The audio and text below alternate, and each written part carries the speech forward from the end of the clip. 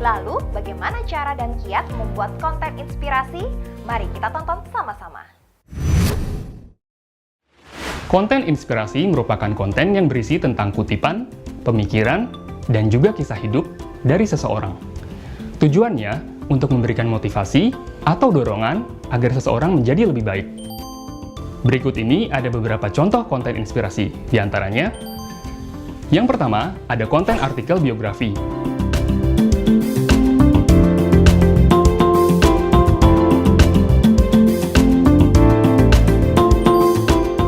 Ada buku, ada video tutorial, ada juga quotes atau kutipan dari tokoh-tokoh terkenal.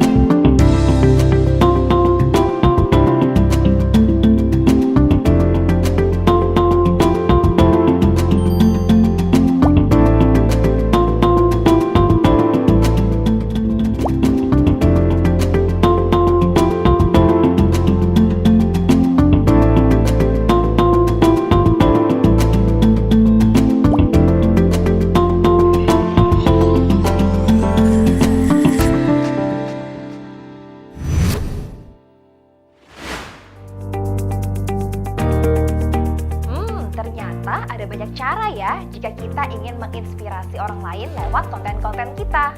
Mari kita buat konten-konten untuk memotivasi dan menginspirasi diri sendiri dan orang lain. Yuk!